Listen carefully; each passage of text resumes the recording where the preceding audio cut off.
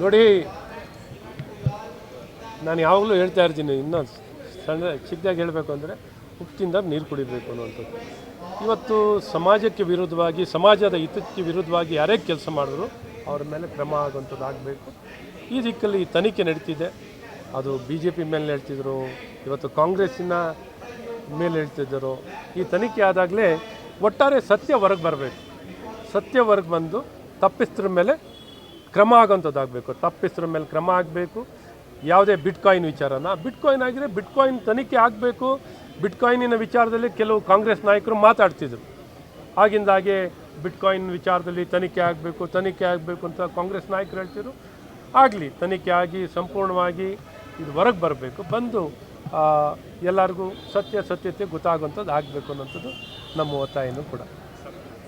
ಹಾಗಾಗಿ ಬಿಟ್ಕಾಯಿನಲ್ಲಿ ಯಾರೂ ತಪ್ಪಿಸ್ಕೊಳ್ಳೋಕ್ಕಾಗಲ್ಲ. Digital trace ಅವ್ರು ಏನೇ ಮಾಡಿದ್ರು, ಯಾರೇ ಏನೇ ಮಾಡಿದ್ರು ಇನ್ನು 100 ವರ್ಷ ಆದಮೇಲೆ ಹಿಡಿಬೋದು ಬೇಕಾದ್ರೆ. ಸರ್ಕಾರ ಬಂದಾಗ ತನಿಖೆ ನಾವು ಕೈಗೊಳ್ತೀವಿ ಅಂತ ಪ್ರಿಯಾಂಕರ್ಗೆ ಮೊನ್ನೆ ಕೂಡ ಹೇಳ್ತಾ ಇದ್ರು. ಪಾಪ ಏನು ತನಿಖೆ ಮಾಡ್ತಾರಮ್ಮ, ಹೇಳಿದ್ರು ಏನಾರು ಮಾಡಿದಾರ ಮಾಡಲಿ ಅಂತಲೇ ನಾವು ಬಯಸ್ತೀವಿ.